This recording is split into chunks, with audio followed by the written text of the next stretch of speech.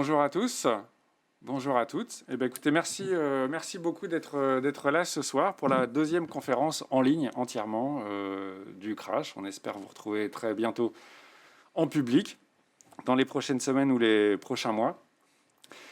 La petite différence, c'est que cette fois-ci, notre invité est physiquement à mes côtés, ce qui est un plaisir.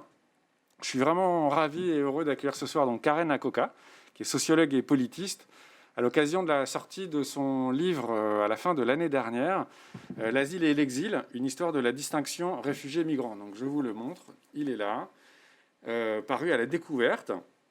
C'est un livre absolument formidable dont on va donc discuter avec elle pendant l'heure et demie à venir. Karen est maîtresse de conférences à l'Université de Paris-Nanterre.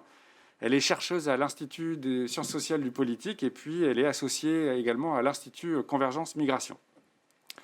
Elle a travaillé quelques années au HCR et je pense qu'elle en reparlera parce que cette expérience est, sinon fondatrice, du moins à l'origine de cette recherche qu'elle nous présentera aujourd'hui. Karen a aussi participé à un projet important, un projet de recherche qui s'appelle Babels, qui a été coordonné entre 2016 et 2019 par Michel Agier et Stéphane Lecourant. Un projet qui a donné lieu à la publication de 7 livres très pertinents aux éditions Le Passager clandestin, qui s'intéresse donc à la migration et aux relations entre la ville et les migrants. Un projet auquel ont contribué certains membres de Médecins sans frontières. Alors je suis très heureux de l'inviter Karen ce soir parce que son travail a été très utile à la compréhension de la question migratoire et à l'élaboration de la réflexion concernant la mise en place de nos projets auprès des populations migrantes. On s'est rencontrés à cette époque-là, en 2015-2016, au moment où MSF redémarrait ses opérations en France et en particulier auprès de la population migrante. Et on s'est dit, en particulier à l'occasion de ce livre, qu'il était plus que temps d'en faire profiter un public plus large au sein de MSF et bien au-delà. Alors pourquoi est-ce qu'en 2015-2016, c'était vraiment important de recourir à ce travail? Pourquoi est-ce qu'on a fait connaissance à cette époque-là? Eh bien parce qu'en 2015 et depuis, une partie du débat public sur les mouvements migratoires observés aux frontières de l'Europe s'ancre sur la question de la meilleure façon de qualifier les personnes en déplacement, les personnes migrantes. Est-ce que ce sont des réfugiés, des populations réfugiées éligibles à la protection assurée par les conventions internationales et les lois européennes? Ou est-ce que ce sont des migrants économiques qui auraient vocation à rentrer chez eux et en tout cas pas vocation à rester en Europe?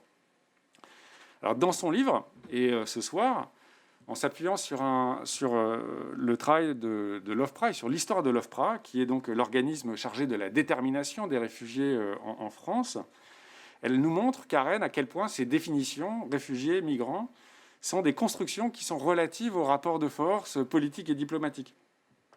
Et elle propose une histoire par le bas de l'institution, une histoire des gens qui font ces catégories et des politiques qui créent et les façonnent. Donc effectivement, mon travail propose une réflexion sur à la fois la distinction réfugiés-migrants, mais aussi la hiérarchisation qui fait des réfugiés des étrangers plus légitimes que des migrants. Et à mon sens, c'est extrêmement important d'interroger à la fois cette distinction et hiérarchisation parce que d'abord, c'est une idée qui va de soi aujourd'hui, qu'on ne pense plus. Et ensuite, parce qu'elle structure toutes nos politiques migratoires depuis 3 décennies. Et enfin, parce qu'elle structure aussi nos représentations de ce que c'est la migration. Donc voilà, je me suis attaquée comme ça à un espèce de gros morceau, mais ça me semblait urgent, important. L'idée répandue, c'est que réfugiés et migrants, c'est pas la même chose. Qu'il y aurait dans la vie sociale 2 catégories de personnes qui migrent et qu'une de ces migrations, celle des réfugiés, serait plus légitime que l'autre. Et donc, voilà, ce que j'essaye de montrer, un peu à rebours de ce qui a structuré notre vision depuis 3 décennies de politique migratoire restrictive, c'est que l'idée de 2 catégories distinctes, c'est une fiction, ça correspond en rien à la réalité sociologique des trajectoires des individus qui prennent la route et que ces trajectoires, elles sont beaucoup plus complexes évidemment que ces dichotomies qui structurent ces 2 catégories et peut-être les 3 grandes choses qui les structurent, ces 2 catégories, c'est l'opposition politique économique, l'opposition migration forcée, migration volontaire, et l'opposition fuite individuelle ou collective. Et donc tout ça, hein, au fond, toutes ces dichotomies-là, elles sont très artificielles parce que, voilà, est-ce que quand on fuit la misère, on part vraiment volontairement? Est-ce que toute fuite individuelle, c'est pas inscrit dans des histoires collectives? Est-ce que le refus des conditions économiques dans lesquelles on est enfermé, est-ce que c'est pas politique? Donc voilà, c'est quelques invitations, hein, pour déconstruire ces dichotomies, mais il y aurait tellement plus à dire. Le livre, il fait 360 pages, donc je vais essayer de trouver les moyens de vous dire ce qui me semble essentiel. Voilà, donc on invente ces catégories pour essayer d'ordonner en fait la vie sociale, mais pas seulement l'ordonner, lui faire sens, mais l'ordonner dans un sens politique. Et voilà, et par exemple, pour reprendre l'opposition politique-économique, pourquoi est-ce que les motivations économiques ne seraient pas politiques? On dit bien, par exemple, que migrer, c'est voter avec ses pieds. Et là, je vous renvoie très rapidement à une littérature, et notamment à Karl Polanyi, qui lui a vraiment montré comment cette fiction de deux sphères séparées, le politique et l'économique, eh ben, c'est une invention structurante de l'idéologie libérale, et que, au fond, ça n'a pas de sens sociologique. Donc voilà, mon livre, il s'ouvre sur ce moment de 2015 dont Mickaël a parlé, ce moment où Al Jazeera a déclaré qu'il fallait arrêter d'appeler ceux qui traversent la Méditerranée des migrants et qu'il fallait les appeler des réfugiés parce que le mot migrant, ça les déshumanise, ça les délégitime. Et à partir de ce moment qui correspondait en fait au moment où on a trouvé la photo du petit Aylan Kurdi a été diffusée, hein, dans les réseaux sociaux. C'est à ce moment-là que Al Jazeera a fait cette proposition forte. Et là, un peu partout, les rédactions, etc., chacun se positionnait selon leur sensibilité politique. Est-ce que c'est des migrants? Est-ce que c'est des réfugiés? Et en fait, la question vraiment que moi je pose, qui ouvre le livre et qui est importante pour moi, c'est pourquoi est-ce que c'est pas qu'est-ce qu'ils sont, mais pourquoi est-ce qu'on doit transformer des migrants en réfugiés ou des étrangers, des exilés en réfugiés pour les rendre légitimes? Pourquoi est-ce que ce serait plus grave de risquer de mourir en prison que de mourir de faim? Pourquoi l'absence d'horizon socio-économique, eh bien, c'est moins grave que l'absence de liberté politique? Et peut-être que c'est ça, au fond, la question forte qui irrigue toute mon enquête, parce qu'il s'agit bien d'une enquête. Pour la mener, j'ai posé, moi, la focale sur l'OFPRA, l'institution qui départage, qui trie, qui classe, qui nomme migrants ou réfugiés. Et ce que j'ai fait, c'est un volet qui est une enquête socio-historique. Donc j'ai essayé de regarder l'évolution de ce travail d'étiquetage, moi j'appelle ça l'étiquetage, l'évolution de ce travail sur la longue durée depuis le début des années 50, à partir d'archives, à partir d'entretiens avec des anciens agents. Et puis j'ai aussi mené un travail un peu plus ethnographique au présent, donc sur l'OFPRA aujourd'hui.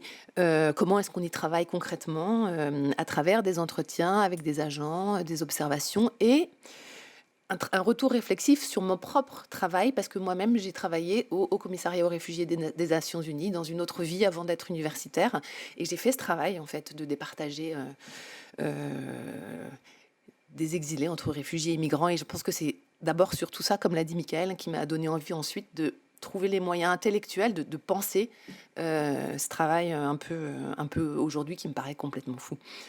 Alors, le choix de la longue durée, d'une enquête sur la longue durée, ça tient pas du tout évidemment du hasard, et il y a plusieurs raisons qui me semblent importantes à rappeler. D'abord parce que pour déconstruire ce qui est structuré comme des évidences, ce qui se présente comme allant de soi, et ben en fait, il n'y a rien de plus éclairant que de voir qu'il en a été autrement. Et pour reprendre une phrase que j'aime beaucoup de Pierre Bourdieu aussi, qui dit qu'au fond, le travail sur la genèse, c'est un travail qui permet aussi de créer une utopie pratique. Pourquoi une utopie pratique? Parce qu'on voit qu'il en a été autrement, donc on peut penser le présent comme différent, mais on peut penser aussi l'avenir comme possiblement autre, donc qu'il peut en être autrement. Donc voilà, ça c'est la première chose, c'est que pour déconstruire en fait l'histoire, c'est vraiment un instrument de rupture extraordinaire. Ensuite, parce que la période 1950, 1980, 90, elle a été très très peu étudiée. Il y a presque rien sur comment ça se passe dans cette période, cette question-là. Les archives étaient longtemps pas accessibles. Et puis aussi parce que jusque dans les années 80, 90, 80% des gens qui demandent l'asile ont le statut de réfugié. Donc au fond, c'est considéré un peu comme une période, pour jouer sur les mots, une période sans histoire. Il n'y a rien à dire, au fond tout va bien, il n'y a pas à regarder. Et donc, en fait, moi, ce que je vais essayer de vous montrer, c'est à quel point en fait, ça nous permet de penser autrement le présent, hein, de regarder cette période qui a pas été travaillée et sur lesquelles en fait, on a des idées qui sont fausses. Et puis la troisième chose aussi, pour laquelle c'était important pour moi de travailler cette période, c'est que, comme je vous l'ai dit, nos politiques migratoires, elles sont structurées sur une représentation fausse de ce passé-là, de cette période de 80%. Et donc, voilà, pour le dire vite, donc ce moment d'inversion où dans les années 90, on est passé à 80% de gens qui obtiennent le statut, à 20% de gens qui obtiennent le statut. Donc à ce moment de chute-là, il y a 3 grandes interprétations pour l'expliquer en général qui circulent pour expliquer cette chute. La première, c'est que le profil des demandeurs d'asile aurait changé, et donc ce serait plus des vrais, et donc ça expliquerait pourquoi il y a cette chute. La deuxième, c'est que l'institution, qui autrefois était indépendante, comme le montrerait ce taux de 80%, ne l'est plus, et donc voilà, ce qui explique. Donc on n'est pas dans un détournement de la procédure par les demandeurs d'asile, mais un détournement de la procédure par l'institution. Donc ça, c'est la deuxième type d'explication qui circule. Et la troisième type d'explication, c'est que la Convention de Genève, elle serait obsolète. En fait, c'est un texte qui serait adapté à un autre temps et qui aujourd'hui ne conviendrait plus. Et donc, bon, vous avez deviné, moi, je suis d'accord avec aucune de ces 3 propositions et qui sont importantes parce que elles servent à penser aujourd'hui nos politiques d'asile. Et je vous laisse en suspense. Voilà, quelle est ma lecture, et je vais vous raconter un peu ce qui s'est passé dans ce long temps-là, des années 50 à nos jours, pour que vous soyez bien convaincus, ou pas, hein, de mon analyse. Alors, la première chose pour déconstruire la distinction que j'ai fait, qui est très classique, en fait, c'est de revenir sur toutes les définitions qui se sont succédées de qu'est-ce que c'est un réfugié. Parce que quand on voit en fait que sur les périodes historiques différentes, les définitions sont différentes, et ben on voit bien qu'il n'y a pas une naissance du réfugié. Et quand on voit que les définitions changent dans le temps, on comprend un peu mieux à quel point c'est un construit.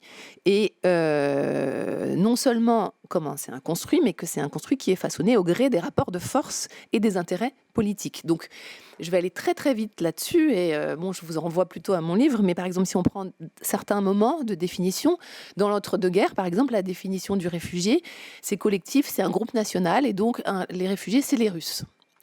Et c'est une définition qui est donnée par la Société des Nations. Un peu plus tard, après, il y aura les Russes et puis il y aura les Arméniens. Et par exemple, c'est très étonnant de voir que dans ces années 20, par exemple, il n'y a pas les Italiens. Les Italiens ne sont pas des réfugiés selon la définition du réfugié de la Société des Nations. Et donc ça, on le comprend, par exemple, si on comprend qu'est-ce que c'est politiquement à cette période-là, la configuration, c'est que pour les grands États de la SDN, le vrai problème, c'est la peur de la contagion de la révolution bolchevique. Et donc, de faire que les réfugiés, ce soient les Russes, ça permet effectivement de lutter contre cette invasion.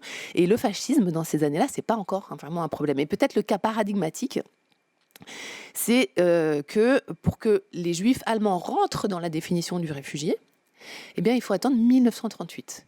Donc très très tardivement. Et pourquoi ? Parce qu'en fait, c'est qu'en 1938 que ces grands États de la SDN, ils abandonnent leur tentative de conciliation avec Hitler et donc qui font rentrer les Juifs allemands dans la définition du réfugié. Donc là, j'ai été très très vite là-dessus, mais il y a plein de moments où les définitions changent, et à chaque fois, si on est attentif à la dimension politique et pas juste à se dire bon, ça change, eh bien alors les choses apparaissent sous un autre jour. Alors, qu'en est-il de notre définition contemporaine, celle qui est donnée par la Convention de Genève de 1951, d'ailleurs, dont on fête l'anniversaire normalement. Alors, elle semble a priori objective, cette définition. Un réfugié est quelqu'un qui est persécuté pour raison de ses opinions politiques, etc. etc. Et en fait, cette décision-là, elle est adoptée au début de la guerre froide. Et elle permet quoi ? Elle permet de donner une protection à ceux qui fuient les États autoritaires communistes. Et elle laisse dans l'ombre les violences économiques et sociales qu'on n'appelle jamais violences, qu'on appelle plutôt inégalités. Et donc, elle reflète au fond l'héritage des démocraties libérales, qui placent les droits civiques et les droits politiques au-dessus des droits sociaux et économiques, et qui fait d'ailleurs que cette Convention de Genève, elle n'a pas été acceptée par l'URSS. Donc, une autre idée vraiment importante pour moi, c'est que, et j'espère que peut-être vous l'avez senti à travers ce voyage dans les définitions, c'est que la définition du réfugié, en fait, elle en dit bien plus long sur ceux qui désignent que sur ceux qui sont désignés. Et donc, pour penser autrement cette question, il faut inverser le regard, et c'est ce que propose mon ouvrage, c'est d'arrêter de disséquer ceux qui demandent l'asile pour voir si, quand on regarde de très très près leur trajectoire, les raisons de leur fuite, le moment où ils sont partis, leur choix, ils sont réfugiés ou migrants, mais qu'en fait, il faut plutôt disséquer l'institution, les sociétés qui les nomment, qui les désignent.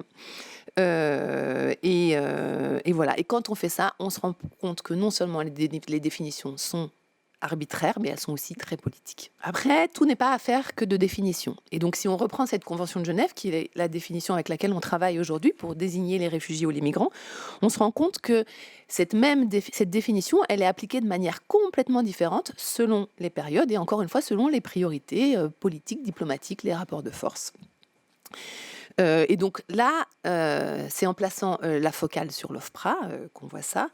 Et donc ce long travail socio-historique, sur archives, sur entretien, il m'a permis au fond de dégager 2 grandes périodes de cette institution. La première qui va des années 50 à la fin des années 80, ou enfin dans les années 80, parce qu'il n'y a jamais une rupture nette, et qui est une période, donc c'est ça la période pas très connue, où le statut de réfugié est attribué quasi automatiquement aux ressortissants des pays communistes. D'abord, dans les années 50, 60, 70, les pays dits de l'Est, et puis l'ancienne Indochine, Vietnam, Cambodge, Laos. Donc, si on regarde les archives, on voit qu'on ne demande pas du tout à ces personnes de montrer qu'elles sont individuellement persécutées. Il suffit en fait qu'elles soient de ces nationalités-là pour obtenir le statut. On ne leur demande aucune preuve. Bien souvent, même si elles disent qu'elles sont venues pour des raisons économiques, elles obtiennent le statut. Pour ce qui est des ressortissants de la péninsule indochinoise, souvent ils obtiennent le statut sans entretien, sur la base d'un formulaire. Ceux qui instruisent leur demande d'asile, ce sont des personnes qui sont originaires des mêmes pays. Donc c'est des Russes qui instruisent les demandeurs d'asile russes, et c'est non seulement des Russes, des Hongrois, des Tchécoslovaques, des Vietnamiens, des Cambodgiens, mais ils sont étrangers, ils n'ont pas la nationalité française, ils travaillent dans une institution, dans une administration d'État, ils sont eux-mêmes réfugiés. Et ils ont fui les mêmes régimes que ceux dont ils réceptionnent la demande. Ils parlent leur langue, ils écrivent dans leur langue sur papier en tête de l'OFPRA. Donc en fait, c'est un autre monde, quand on commence à se pencher là, qu'on découvre avec beaucoup de stupéfaction, d'où des taux d'accord qui sont très très élevés, d'où ces 80% d'accord au statut. Alors ce qui regarde pour ces populations-là, pour ces nationalités, c'est au fond ceux qui sont rejetés, c'est ceux qui, alors selon le vocabulaire de l'OFPRA, c'est qui ont fait allégeance, ça veut dire qu'ils sont restés en lien avec leur pays d'origine. Ils sont retournés, mais pas seulement une fois, plusieurs fois, trop souvent dans leur pays d'origine, alors là, on peut leur retirer le statut, ou alors si ils essayent de fuir des questions judiciaires, des crimes, etc. Donc, vous voyez que en fait, le réfugié, c'est au fond presque autre chose que ce que c'est aujourd'hui.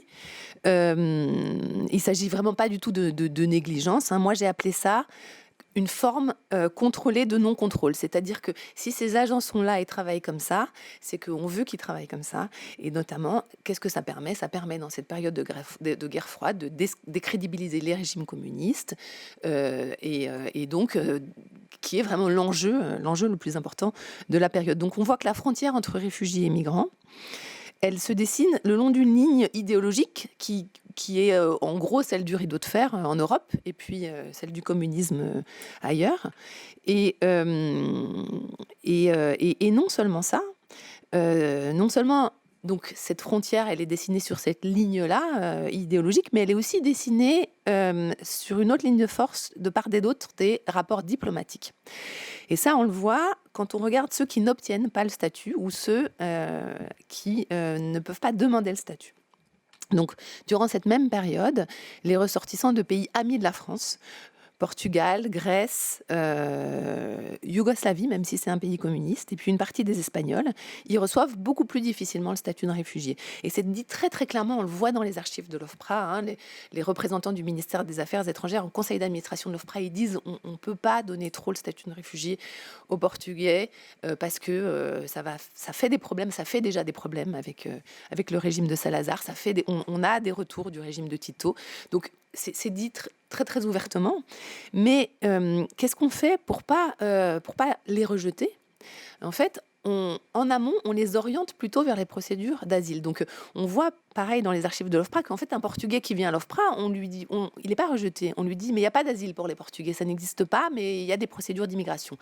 Et effectivement, ces populations-là, qui sont indésirables comme réfugiés, elles sont très désirables comme migrants, c'est des populations en général européennes, etc. Donc elles obtiennent très très facilement des régularisations au titre du travail. Et même, par exemple, dans le cas yougoslave, pour éviter que les Yougoslaves ne demandent trop l'asile et qu'on soit obligé de trop les rejeter, qu'est-ce qu'on fait? On signe des accords de main-d'œuvre avec la Yougoslavie. Comme ça, on développe la régularisation par le travail. Les Yougoslaves passent par cette voie-là. Tout le monde est content. Et donc, on comprend là aussi pourquoi on est avec des taux aussi importants. Et puis la frontière entre réfugiés et migrants, donc vous voyez, elle se dessine le long d'une ligne idéologique, d'une ligne plutôt diplomatique, et elle se dessine aussi le long d'un rapport de force politique plus interne. Et par exemple, c'est frappant de voir comment aucun communiste n'est jamais reconnu réfugié. Donc par exemple, il y a une période où les Espagnols sont reconnus réfugiés, c'est la période où il y a des tensions entre Franco et la France. Et même dans cette période où les Espagnols sont reconnus réfugiés, on ne trouve aucun communiste. Et c'est tous des anarchistes et des socialistes. La même chose pour les Portugais. Il y a un moment où finalement on commence à accorder le statut de réfugié aux Portugais quand on commence à avoir des rapports moins cordiaux avec le régime de Salazar, et aucun Portugais, aucun communiste, alors que c'est des opposants et qui sont en France. Donc qu'est-ce qu'ils font les communistes? D'abord, ils évitent de passer par l'asile, ils passent par les procédures d'immigration, ils ne veulent pas se faire repérer, ils ont peur qu'on les dénonce à la police politique de leur pays. Ils se déguisent même, ils se déguisent en migrants. Donc, comme souvent, c'est des intellectuels, etc. Ils se déguisent en paysans pour vraiment pas passer pour... Donc, vous voyez qu'on est dans une inversion qui est assez extraordinaire quand on pense à aujourd'hui.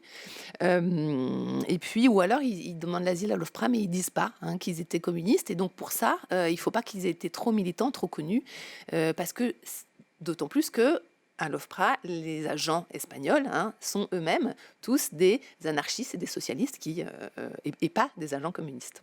Donc, on voit comme... il y a un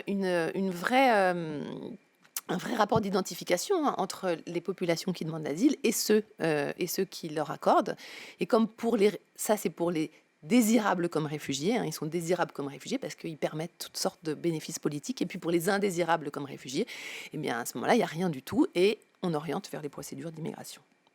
Ou alors on rejette. Et puis, à partir du début des années 90, donc je vous l'ai dit, le taux d'accord chute, on est à 20% et plus à 80%. Alors, qu'est-ce qui s'est passé?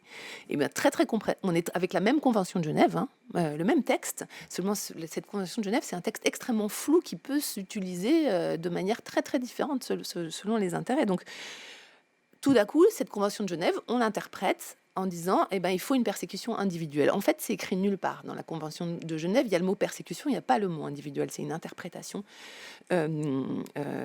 qui est venue après. Aujourd'hui, on l'a intégré en France, par exemple, dans la loi asile et immigration.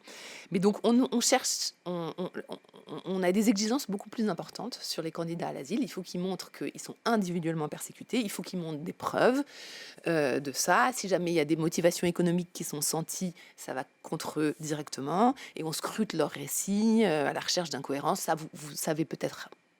c'est bien parce qu'on en parle, c'est quelque chose dont on parle plus aujourd'hui. Par exemple, pour les Algériens et les Yougoslaves qui fuient la guerre civile dans les années 90, on invente une interprétation de la Convention de Genève qui dit qu'on ne peut pas avoir l'asile si on est persécuté par des instances non étatiques.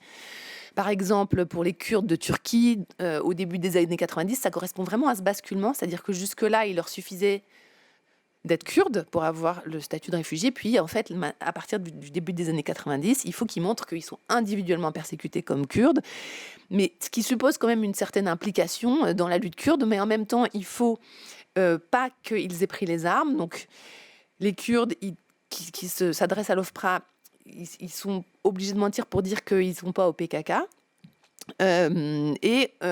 On va voir pareil beaucoup plus tard, par exemple, avec les Tamouls du Sri Lanka, qui devront cacher le fait qu'ils soient au LTTE, qui est le groupe armé tamoul. Et donc, tout ça pour dire qu'en fait, on est dans une espèce d'injonction presque contradictoire, hein, qu'il faut être individuellement impliqué, et en même temps, il faut cacher certaines formes d'implication.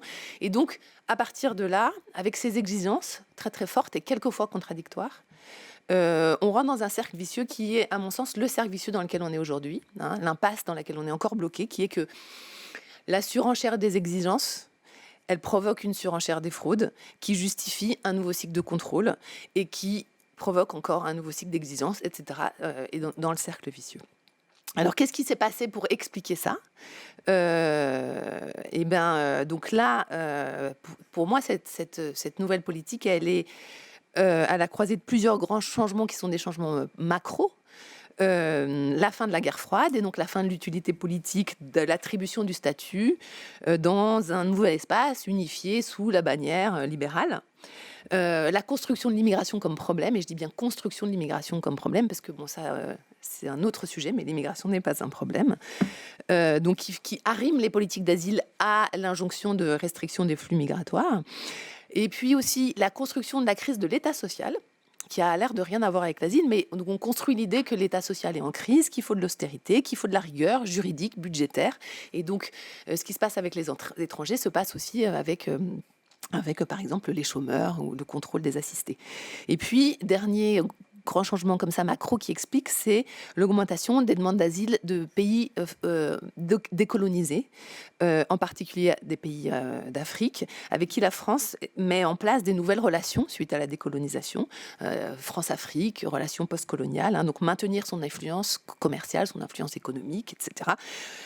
Et donc pour ça, il ne faut pas se fâcher avec les dictateurs de ces pays-là. Donc là, moi, je vous renvoie aussi à mon livre, parce que je n'ai pas le temps, mais il y a tout un travail sur les demandeurs d'asile zaïrois et la question de la France-Afrique, la place à la fois du ministère des Affaires étrangères et du Quai d'Orsay, de la cellule Afrique du Quai d'Orsay, dans la gestion de ces demandeurs d'asile zaïroises. Donc, voilà. Donc, on a vu comment au sein de l'institution, les impératifs politiques, j'ai été un peu vite là-dessus, mais j'espère que vous avez vu, les impératifs politiques sont aussi arrimés en fait à une politique de ressources humaines. Donc, qu'en fonction de ce qu'on veut, de la manière dont on veut orienter en fait les choix dans l'institution, hein, on a des agents, par exemple pour les Laotiens, Cambodgiens, Vietnamiens qui sont de ce pays-là, et puis par exemple pour les Aérois, des agents qui sont français.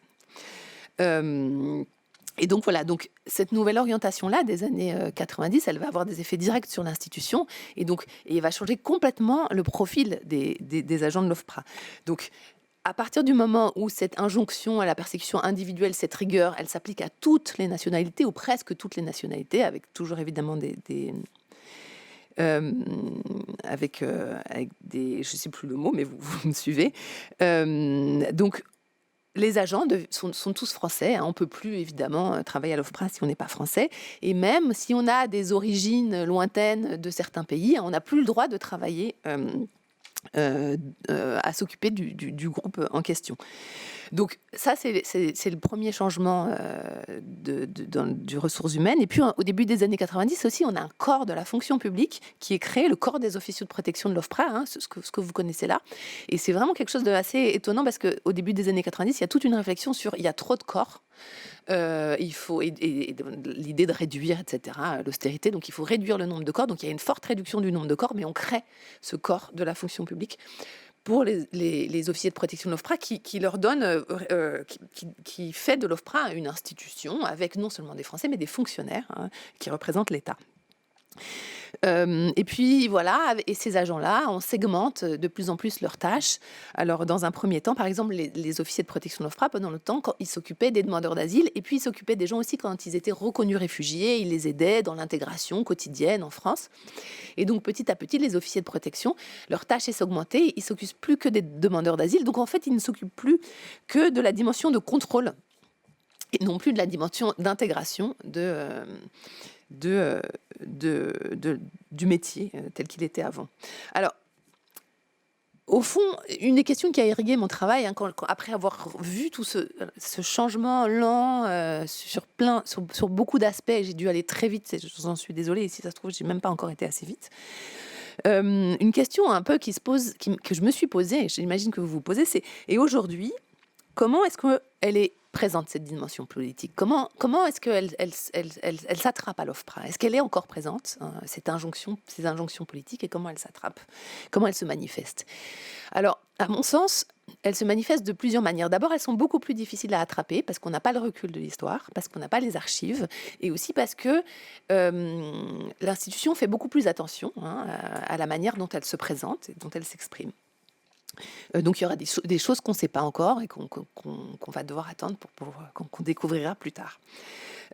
Ensuite, elle s'attrape aussi en amont de l'OFPRA, c'est-à-dire qu'elle s'attrape en amont, déjà même en amont des frontières, avec l'impossibilité d'arriver sur le territoire, la politique de visa, avec le renforcement des contrôles sur les frontières, donc en amont des frontières, sur les frontières, et puis même avec les politiques, par exemple, Dublin, c'est quoi? C'est de porter la frontière sur son doigt, même une fois qu'on est encore entré. Donc déjà, elles existent, si on veut bien regarder un peu plus large que juste ce moment de la distinction réfugiés-migrants. Et puis, si on veut regarder à nouveau vraiment dans l'institution, à mon sens, elle se matérialise de manière beaucoup plus, sous des formes beaucoup plus invisibles, et notamment une forme qui est celle de l'introduction dans l'institution des méthodes de management néolibéral, ce qu'on appelle le New Management public. Donc, sous la forme des nouvelles normes gestionnaires qui ont envahi à peu près toutes les institutions aujourd'hui. Et donc, cette idée que, par exemple, il faut produire, il faut rendre des comptes sur ce qu'on produit. Alors, aujourd'hui, par exemple, on ne dit pas tellement aux agents de l'OFPRA quelles décisions il faut qu'ils prennent. On leur laisse une apparente autonomie. Et une autonomie qui, au fond, est compliquée pour eux parce qu'ils pensent qu'ils ont l'autonomie et puis à la fin, ils font 80% de rejet. Par contre, on leur dit à quel rythme ils doivent travailler. On leur dit qu'il faut qu'ils prennent 2 à 3 décisions par jour, tous les jours, pour que leur contrat soit renouvelé, pour qu'ils touchent des primes. Donc, il y a tout ce système qui est propre à ce management néolibéral, d'objectifs chiffrés, qu'on garantit par tout un système de primes et de sanctions. Donc pour qu'ils obtiennent leur avancement, s'ils sont fonctionnaires, ou pour qu'ils soient renouvelés s'ils sont en CDD. Or, une décision d'accord aujourd'hui, pour donner le statut de réfugié, ça demande un travail considérable. Ça demande une forte argumentation, longue et solide, pour être validée par sa hiérarchie. Une décision de rejet, par contre, elle est beaucoup plus facile à faire, beaucoup plus rapide. Et alors là, c'est incroyable parce que si on se repense sur les archives des années 60, c'est l'inverse. C'est-à-dire qu'on voit le directeur qui écrit, qui rappelle que les rejets doivent être beaucoup plus argumentés que les accords. Donc, ce qui vous paraît peut-être une évidence, en fait, ça n'en est pas une, encore une fois, et grâce à l'histoire, on peut s'en rendre compte. Donc, en fait, dans un contexte de contraintes productivistes, il faut produire. Les coûts concrets en temps et les coûts symboliques qui sont d'aller contre la norme participent à construire la rareté du statut. Donc c'est coûteux de donner le statut en temps, et c'est coûteux parce que c'est aller contre la norme. Et donc, dans ce contexte-là de contraintes productivistes, on comprend mieux pourquoi est-ce que cette politique-là d'objectifs chiffrés, elle permet la production de rejets, sans dire, avec l'apparence de la neutralité technique. Ce qui est vraiment le propre des politiques néo-managériales. Alors, les politiques néo-managériales, elles se distinguent aussi par plein d'autres choses que je retrouve à l'OFPRA. Je les ai vraiment travaillées sous cet angle-là, donc d'introduire les principes de standardisation, d'efficacité, de professionnalisation, de segmentation des tâches. Et donc, encore une fois, je vais aller un petit peu très vite, mais par exemple, le principe d'efficacité qui paraît neutre, ça justifie l'exigence productiviste. La standardisation, qui paraît aussi pas spécialement politique, la standardisation, elle permet la reprise en main du pouvoir hiérarchique sur le travail individuel des agents. La professionnalisation, l'injonction à la professionnalisation, ce qu'elle fait, c'est qu'elle fait que l'organisation se clôture sur elle-même, là où pendant des années on voyait les associations, le lien avec l'extérieur. On a une organisation qui se ferme, qui qui revendique le monopole du savoir sur comment est-ce qu'on distingue réfugiés et migrants. Et la segmentation des tâches, qui est aussi donc on voit vraiment s'immiscer à l'OFPRA avec le temps de plus en plus fort, alors elle aussi, qu'est-ce qu'elle crée ? Elle crée une réduction du territoire professionnel des agents. Et donc, elle permet un plus grand contrôle hiérarchique quand son territoire professionnel est réduit. Mais aussi, elle permet la dilution des liens de cause à effet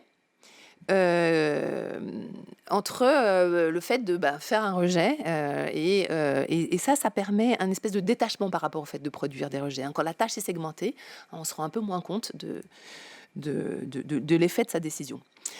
Voilà, mais au cœur du dispositif de production de rejet, vraiment, il y a ce pilotage de l'activité par les objectifs chiffrés qui est propre à cette politique néo-managériale et articulé à la norme implicite selon laquelle les rejets sont la règle et les accords sont l'exception. Parce que si c'était articulé à la règle inverse, ça ferait l'inverse. Voilà, donc au fond, l'autre chose qui est au cœur de la production contemporaine du rejet, ce politique qui se dit pas, que j'essaye d'attraper, c'est aussi tout un travail discursif, un discours sur le fait que pour protéger l'asile, il faut le restreindre, que pour défendre l'asile, il faut le limiter. Alors moi, j'ai essayé de le dire de plusieurs formes. J'ai appelé ça protéger l'asile de ceux qui le demandent ou restreindre l'asile pour le défendre. Mais en tout cas, voilà, il y a tout un registre discursif qui pèse sur les agents de l'OFPRA, mais en fait qu'on entend aussi plus largement, qu'on entend toujours, et qui aussi permet cette production de rejet. Donc, au fond, le paradoxe avec l'asile, c'est que ce que j'ai appelé son non-oblissement, parce qu'au fond, l'asile s'est ennobli, l'institution s'est agrandie, c'est devenu des fonctionnaires. On pourra revenir là-dessus à bien des égards. Même le statut de réfugié s'est ennobli. Il était assez similaire à celui de personnes qui se faisaient régulariser par le travail. Qu'au fond, le paradoxe, c'est que en fait, c'est précisément son ennoblissement qui a participé à sa restriction. Que finalement, il est tellement ennobli que plus personne ne peut l'atteindre. Et que, en fait, le paradoxe avec l'asile, et c'est là qu'il faut faire attention, c'est que la glorification de l'asile participe de sa clôture. Et je pourrais revenir un peu là-dessus après, un peu plus en détail. C'est tellement noble que plus personne ne peut l'atteindre, au fond. Voilà, alors si je veux revenir pour finir sur ces trois interprétations que je vous ai données au début en vous disant comment aujourd'hui on explique cette différence de 80 à 20%. Donc je vous disais, il y a ceux qui disent que le profil a changé, il y a ceux qui disent que l'institution n'est plus indépendante et ceux qui disent que la Convention de Genève est obsolète. Donc pour moi, ces trois explications, elles ont en commun quelque chose, elles ont en commun de voir les années 50-80 que je vous ai racontées là, comme une espèce d'âge d'or où en fait l'institution faisait bien son travail et les réfugiés étaient des vrais. Et de voir la Convention de Genève comme un texte neutre politiquement. Un texte moral, humanitaire. Voilà. Et je trouve que en fait, la plongée dans tout ce temps long, ce qui nous montre, c'est que rien de tout ça ne tient. En fait, il n'y a pas de fin d'indépendance de l'OFPRA. L'OFPRA n'a jamais été indépendante. Alors après, quand on travaille sur l'asile, souvent, c'est ça nous tient à cœur ces sujets. Donc, quand on voit 80% d'accord, on a envie de penser que 80% d'accord, ça veut dire qu'il y a une indépendance. Mais voilà, il faut aussi faire attention, comme chercheur, et voilà, à pas essayer de projeter sur des faits nos opinions politiques. Et donc, voilà, 80%, ça ne veut pas dire que l'institution était indépendante. Elle n'a jamais été indépendante. Et donc, en fait, hier, les priorités politiques, qui sont la subordination de l'asile aux politiques diplomatiques plutôt, ou à l'idéologie en temps de guerre froide, elles ont conduit à interpréter la Convention de Genève de manière très souple et de manière à produire beaucoup d'accords. Et aujourd'hui, une politique d'asile qui est subordonnée à une politique migratoire de réduction des flux, elle contribue au très grand nombre de rejets. Donc on n'a pas une institution qui était indépendante mais qui n'est plus. On a une transformation de la subordination qui produit des effets différents. On n'a pas non plus un changement de profil des demandeurs d'asile. Je dis il n'y a pas de changement de profil au sens où, en fait, si on regarde les archives de l'OFPRA, ce qu'on se rend compte, c'est qu'il y a plein de périodes où l'OFPRA décrète que ça a changé de profil. Donc, quand c'est plus les Russes qui fuient la révolution bolchevique, mais ceux qui viennent des démocraties populaires, Lovpradi, c'est un profil tout à fait différent. Quand arrivent les boat people, c'est un profil tout à fait différent. Finalement, s'il y a bien une constante, c'est se dire ah ben il y a un changement de profil. Donc il y a un changement de profil, oui, comme il y a toujours eu un changement de profil, mais c'est pas ça qui explique la grande transformation, ce que j'appelle le grand décrochage entre asile et immigration des années 90. Euh, et voilà. Et la Convention de Genève, elle n'est pas obsolète. J'espère que vous l'avez compris. En fait, c'est un texte flou qui s'interprète de manière très très différente selon ce qu'on veut bien y mettre, et que donc c'est pas ça qui peut vraiment expliquer cette transformation. Et peut-être pour finir, donc ce que je trouve que ça nous enseigne un peu cette traversée, c'est que c'est bien aussi les représentations fausses sur cette période des années 50 à 80 qu'on a, selon lequel c'était des vrais réfugiés, l'institution faisait bien son travail, il y avait 80% de statuts et tout allait bien.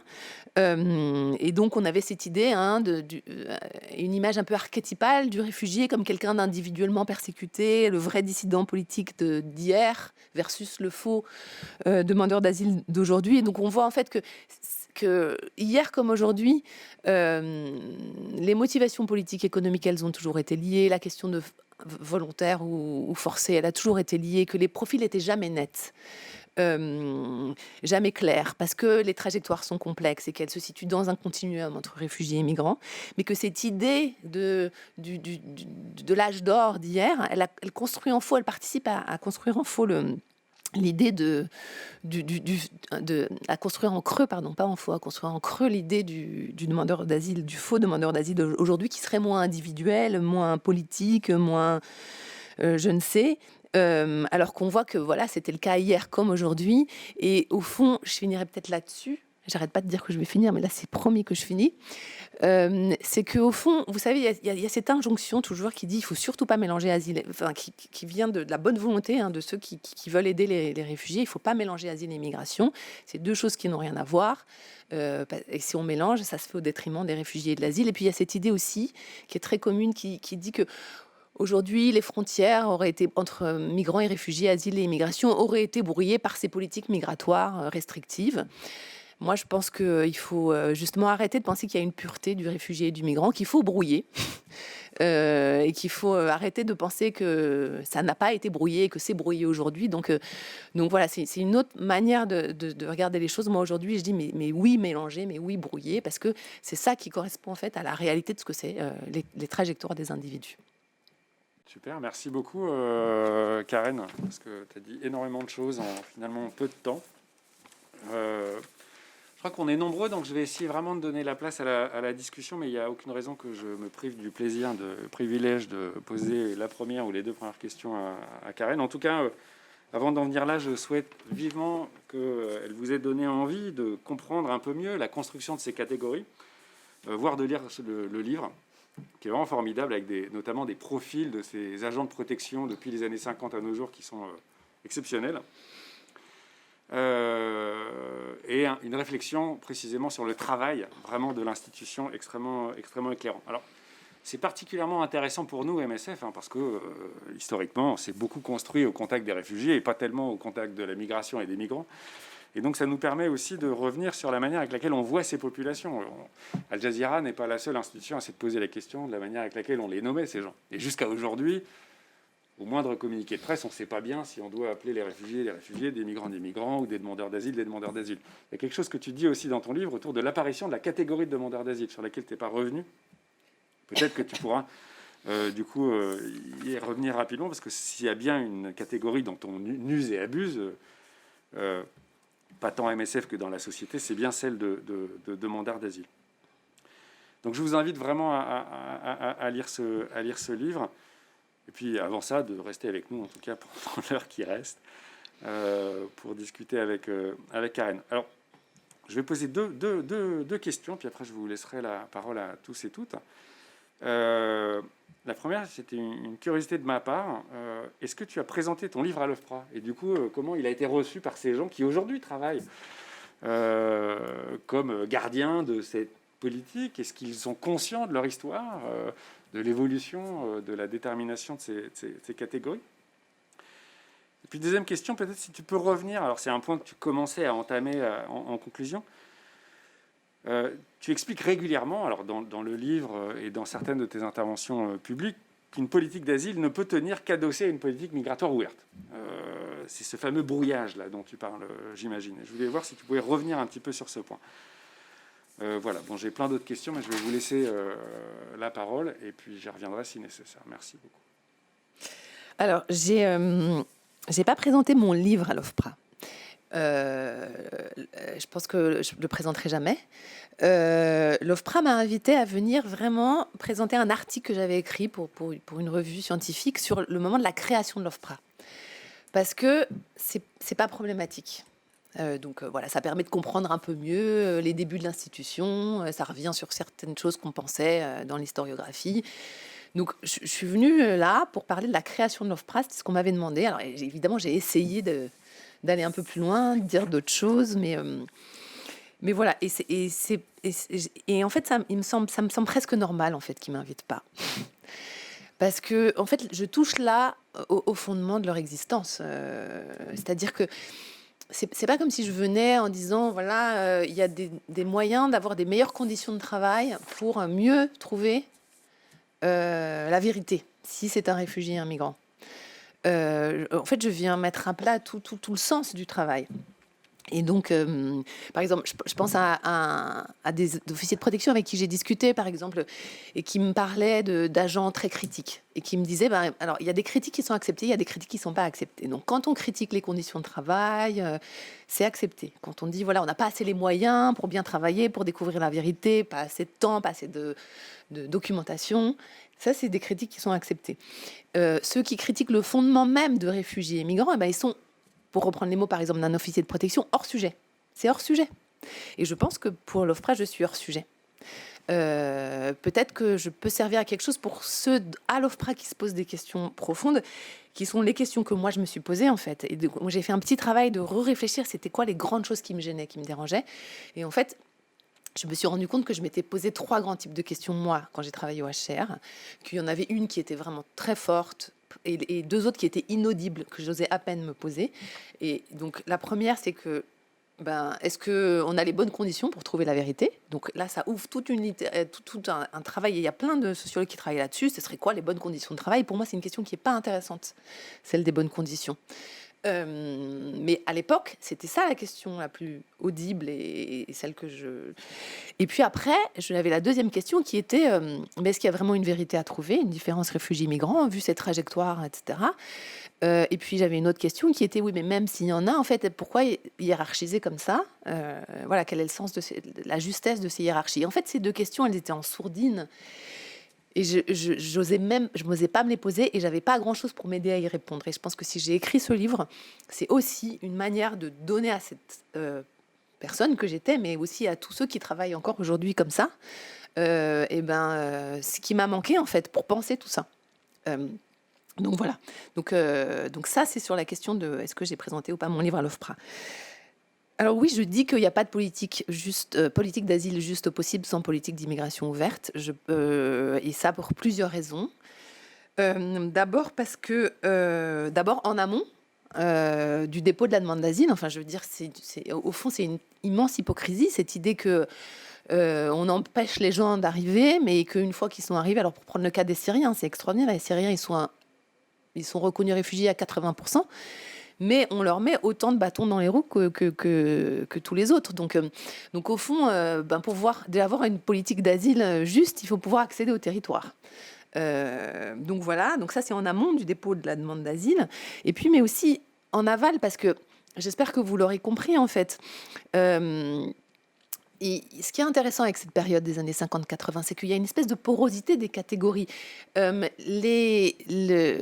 niveau étatique, on se sert de manière poreuse de immigration et asile pour orienter des populations dont on ne veut pas vers l'un et l'autre. Et donc, du coup, la raison d'État, parce qu'elle existe forcément, la raison d'État, elle ne joue pas forcément contre les étrangers, puisqu'on peut les orienter vers autre chose. Et les étrangers eux-mêmes, en fait, puisque cette différence solide entre réfugiés et migrants n'existe pas, c'est intéressant parce que c'est un moment en fait, de co-construction, c'est-à-dire qu'il y a des populations qui peuvent se tourner plus vers l'asile parce que ça reflète plus leur manière d'être étrangers en France. Ils veulent dire la rupture avec leur pays, ils veulent dire la rupture avec le gouvernement de leur pays. Et puis il y en a d'autres pour qui c'est une rupture matérielle trop forte parce qu'ils perdent leur passeport, pour qui, je sais pas, moi j'ai parlé par exemple avec une femme grecque qui était opposante en Grèce, etc., mais qui est allée vers les procédures d'immigration parce qu'elle m'a dit, moi je veux rester grecque, je voulais garder mon passeport grec. Donc la catégorie de réfugiés, elle reflète un peu, moi je dis, elle est à l'articulation entre les dispositifs d'action publique et aussi une subjectivité de qu'est-ce que c'est d'être en exil. Et pour moi, ça a beaucoup plus de sens, en fait, que le réfugié, c'est aussi une autodéfinition. Et voilà, et 30 ans de politique migratoire de restrictive permettent plus du tout ça. Alors, et c'est pour ça aussi que c'est intéressant, c'est-à-dire qu'ils avaient les profils des anciens agents, c'est-à-dire que non seulement il y a une plus grande, pas complète, possibilité d'autodéfinition, et dans l'institution même, il y a les représentants, les porte-paroles de ces communautés-là. Donc, par exemple, pour reprendre une distinction qu'on fait souvent entre catégorie sociale et groupe social, un groupe social, c'est un groupe, par exemple, les cadres. Il y a Boltanski qui a beaucoup travaillé sur les cadres qui s'auto-définit. Une catégorie sociale, c'est un groupe qui est désigné d'extérieur.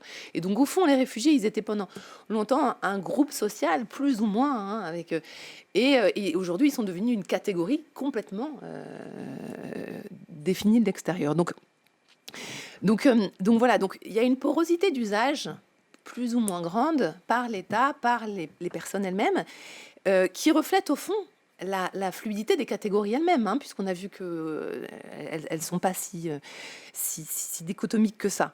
Et donc voilà, pour moi, politique d'asile, politique d'immigration ouverte permettent justement le mieux de représenter ce que c'est ces catégories-là, leur fluidité, le continuum dans lequel la plupart des gens se placent. Voilà pour le dire vite. Après, il y a d'autres choses que je dirais par les questions. Merci beaucoup.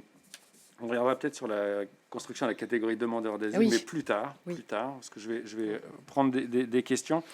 Je vais prendre Ronnie Broman, mais d'abord, avant Ronnie, vous rappeler que si vous voulez poser une question à l'oral, eh bien, vous avez un petit dispositif sur Starleaf qui vous permet de lever la main.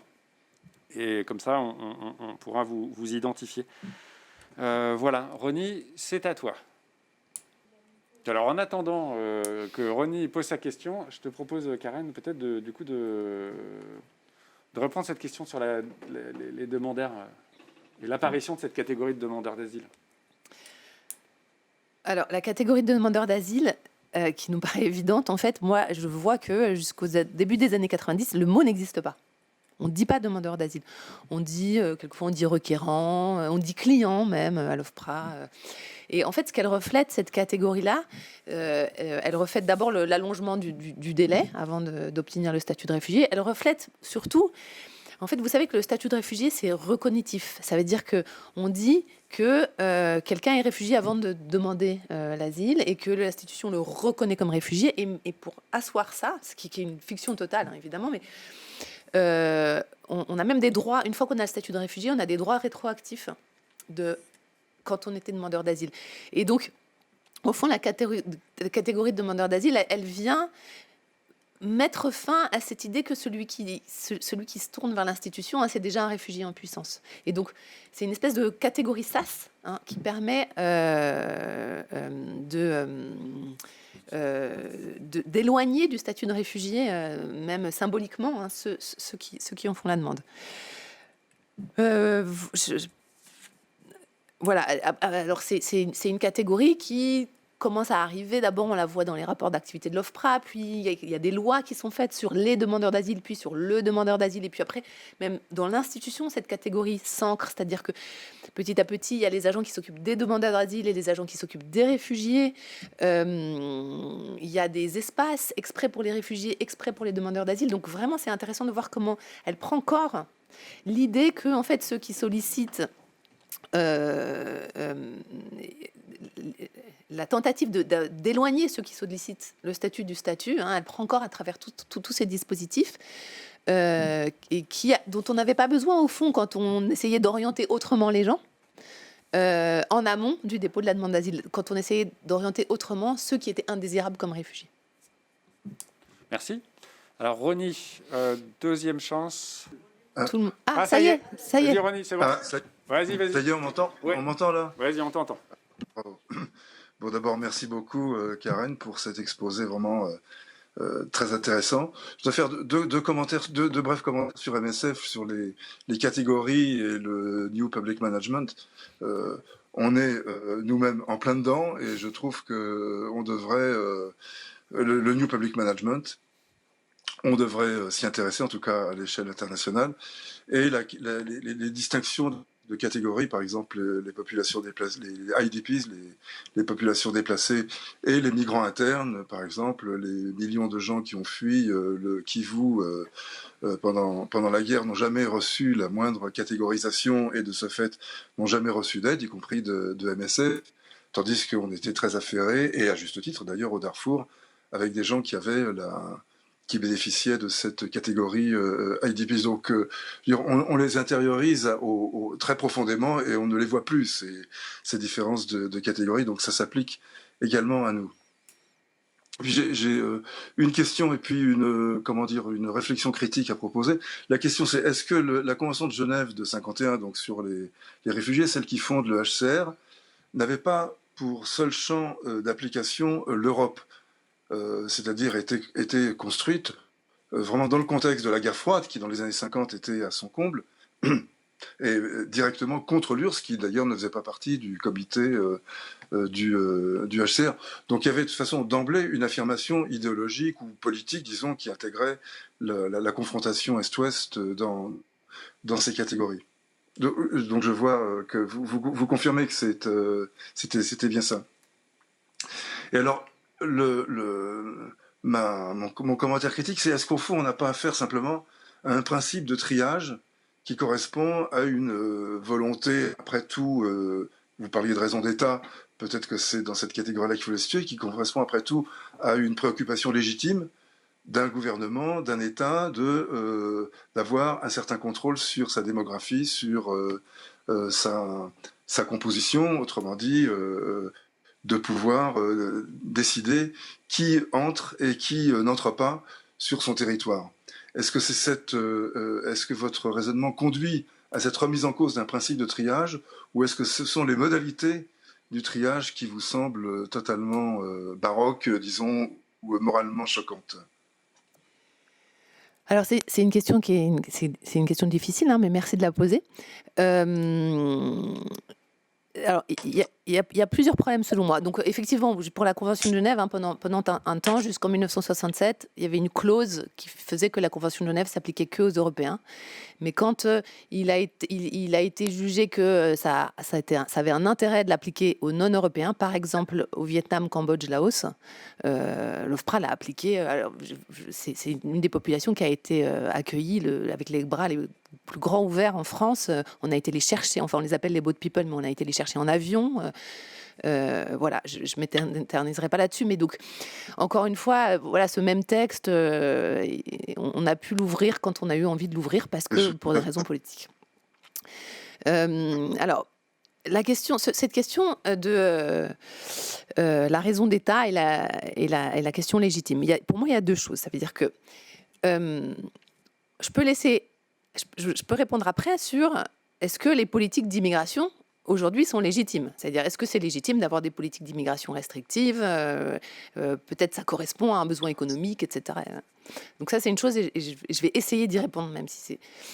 Mais avant ça, c'est qu'on est quand même dans une fiction. Si c'est ça l'objet, alors alors disons-le, ne faisons pas comme s'il y avait des gens qui étaient intrinsèquement réfugiés et migrants et d'inventer des identités et des institutions qui... euh, euh, voilà, donc pour moi, c'est important vraiment de déconstruire cette idée parce qu'en fait, elle nous fait penser à l'envers, parce qu'on a tellement bien incorporé. Hein, vous dites que vous aussi à MSF, vous l'avez incorporé. Moi, si ça me tient aussi autant à cœur, c'est que je l'ai incorporé, je l'ai mise en application. Euh, et donc voilà. Donc ça c'est la première chose, c'est-à-dire que alors si c'est cette politique-là, il faut dire son nom. Si c'est une politique restrictive dont l'asile devrait aussi prendre sa part, pour reprendre la voix, alors il faut le dire. Donc, et là, ce n'est pas dit comme ça. Alors, et après, il y a la très grande question de est-ce que ces politiques d'immigration restrictive sont légitimes? Et alors là, je pourrais vraiment partir très longtemps et très loin. Mais peut-être pour résumer, je peux vous dire que nous, chercheurs, ce qui nous fascine, c'est comme aujourd'hui, ces politiques de restriction de l'immigration, le consensus selon lequel l'immigration est un problème politique, un problème économique, un problème démographique, il a rien à voir avec tout ce qu'on produit dans la recherche, hein, et comme on montre en fait à quel point les économistes, que l'immigration c'est pas un poids économique, que ça pèse pas sur le chômage. Alors après, enfin, pour moi c'est important, hein, comme chercheur, il n'y a pas de vérité. Ça se discute, mais on est très très très loin du consensus selon lequel l'immigration est un problème. Et tout ce qu'on produit, enfin, il y a un consensus fou sur les chercheurs sur ces questions-là qui remettent en question et qui irriguent pas du tout l'espace des politiques publiques. Et c'est une évidence que c'est des choix électoraux. Qui sont derrière les politiques d'immigration restrictive, parce que c'est pas que on se fait pas assez connaître avec nos recherches. Ça serait assez naïf de penser ça. Et donc voilà. Et après, je peux pas prendre le temps de vous montrer pourquoi il n'y a pas de corrélation entre immigration et chômage, pourquoi le déficit. Il y a même beaucoup d'économistes qui disent que ça augmente l'argent public et que ça fait pas des déficits publics. Pourquoi est-ce que, pourquoi est-ce que en fait les politiques restrictives, elles sont sans doute plus coûteuses que les politiques d'accueil.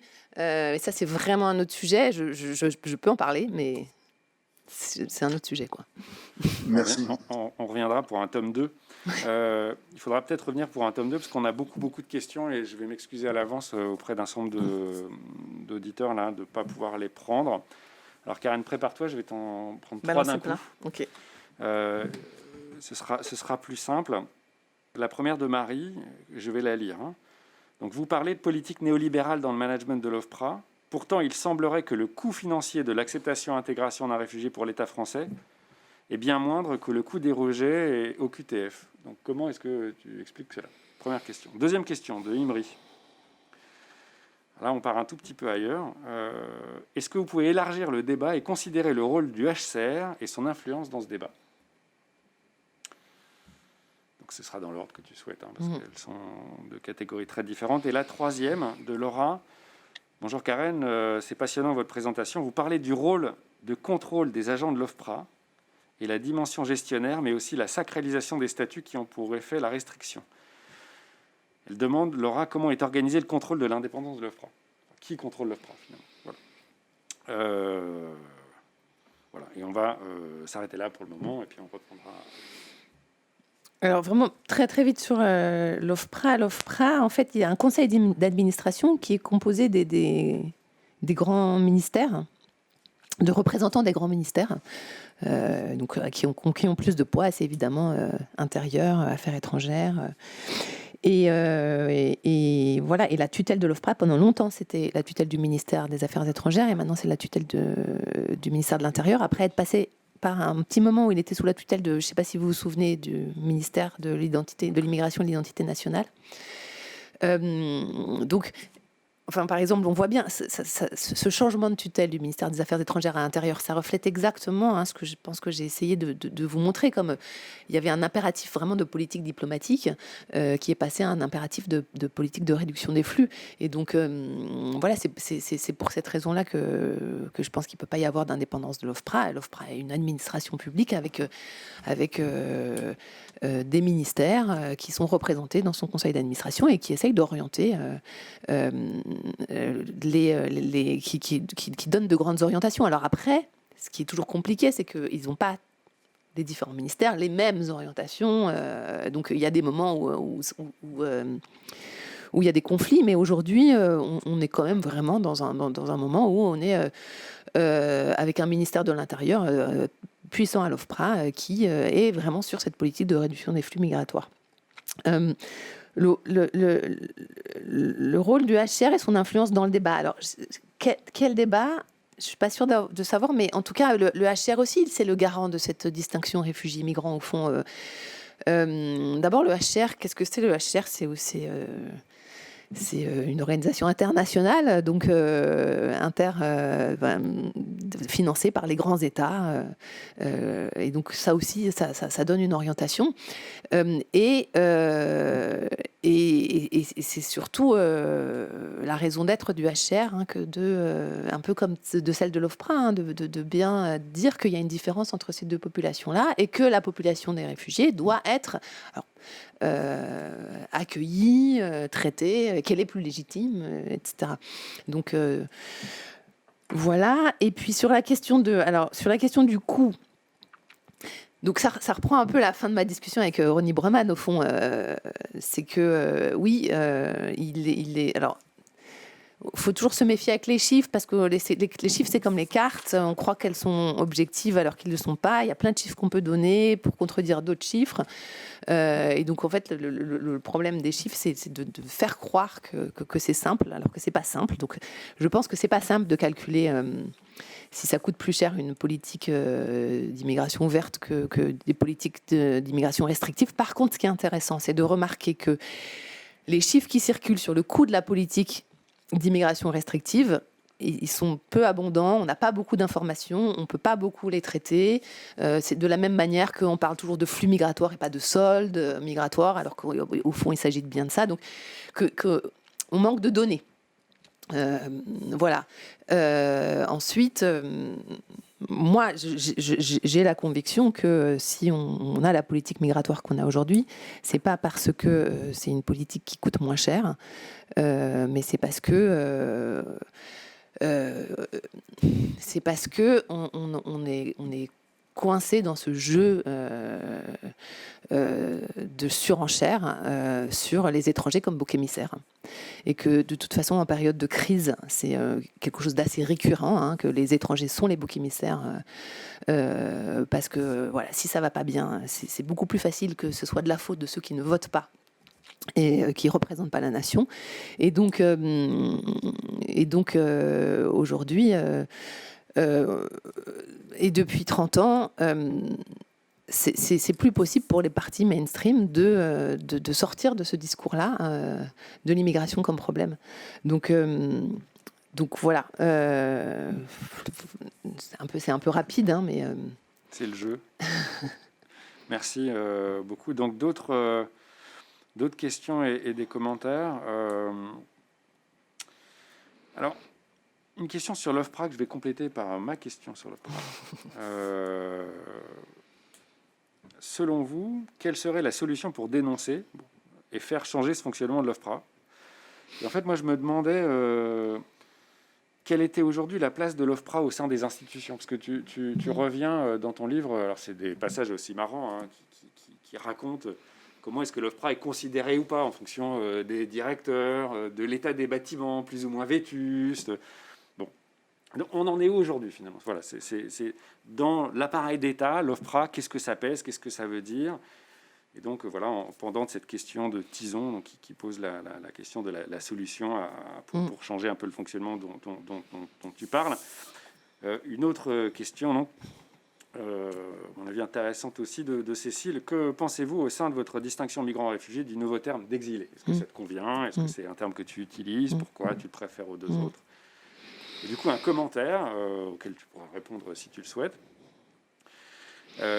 Qui parle du taux de protection. Donc, le taux de protection CNDA et OFPRA, 37%. Donc, en fait, le commentateur regrette que tu ne parles que de l'OFPRA, alors que le taux de protection, en fait, est bien plus important que celui que tu mentionnes. Et qui précise ensuite les violences économiques comme cause migratoire, d'accord, Mais nombreux sont les rapports qui pointent également que ceux qui partent sont ceux qui ont le plus les moyens et donc pas les plus pauvres. Alors finalement, la pauvreté comme raison de fuite, comment est-ce que ça se réconcilie avec ce fait-là qui est effectivement incontestable. Voilà. Ok, alors, la solution. Bon, ben, évidemment, j'ai pas de solution. Mais moi, j'ai pas de solution pour réformer l'OFPRA. Je pense pas, comme je l'ai dit tout à l'heure, que ça passe par des meilleures conditions de travail.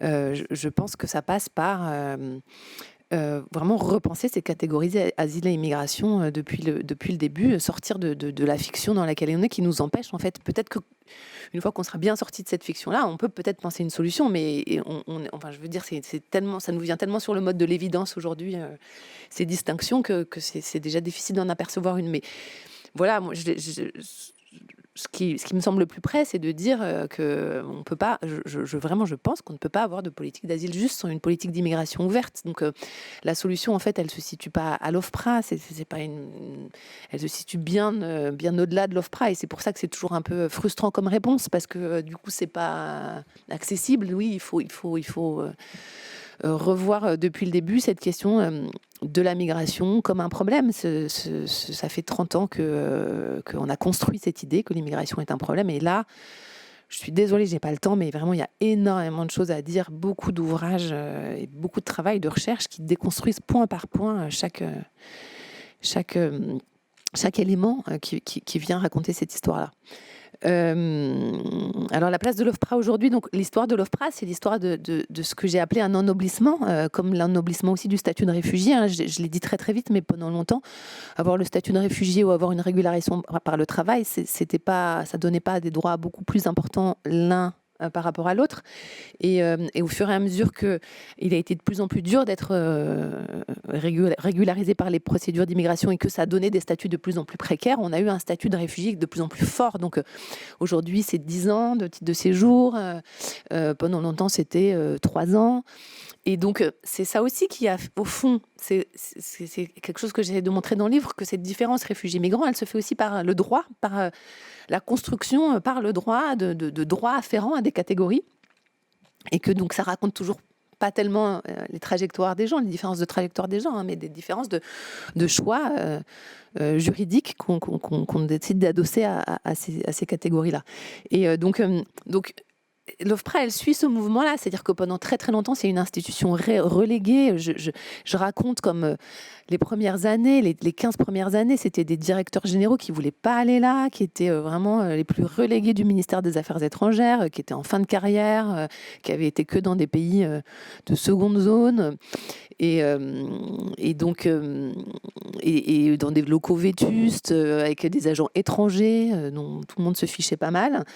Et comme donc petit à petit, c'est une institution qui a pris sa place parmi les autres administrations, avec un budget. En 90, le budget de l'OFPRA a été triplé.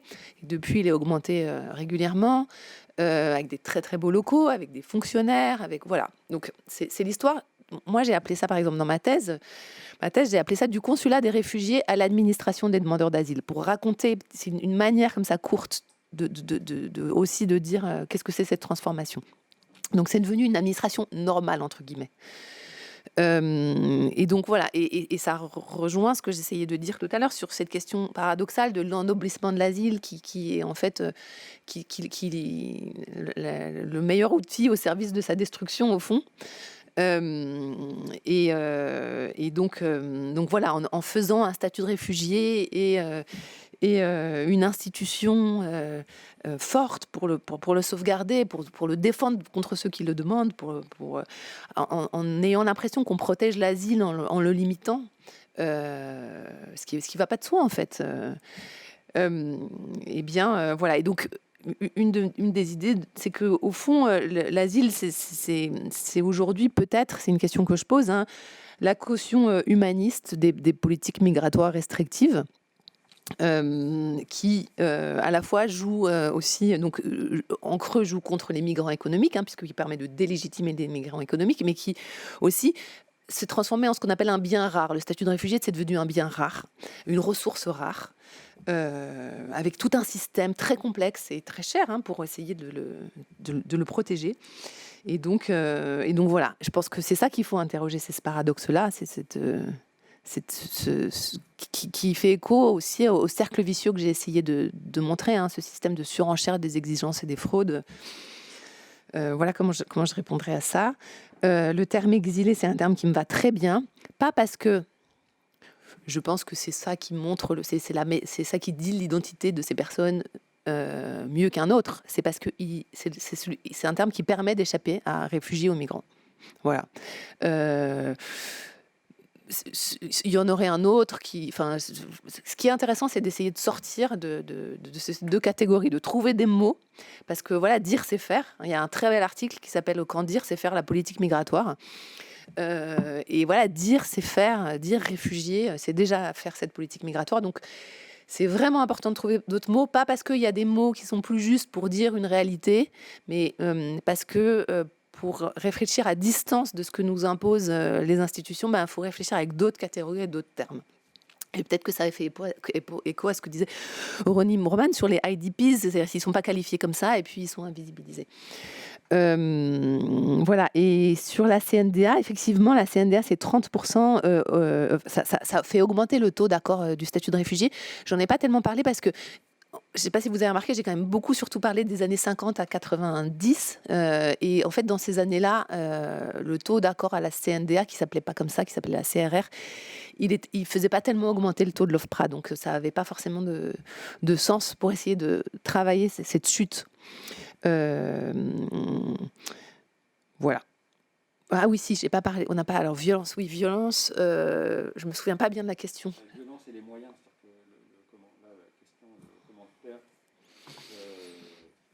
Constatait que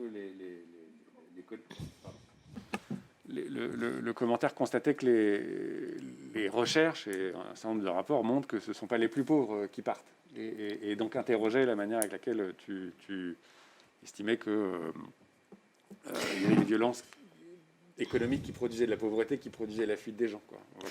Alors, c'est complètement exact. C'est pas les plus pauvres qui partent. C'est pas les plus pauvres des pays les plus pauvres, mais c'est les classes moyennes, moins des pays déjà plus développés. Mais l'idée, c'est pas de dire qui est plus ou moins légitime. C'est-à-dire que ce qui est intéressant, c'est que le statut de réfugié, il fonctionne. En fait, il n'existe presque pas en soi. Il fonctionne par opposition à cet autre qui est le migrant économique. Comme une espèce de miroir inversé.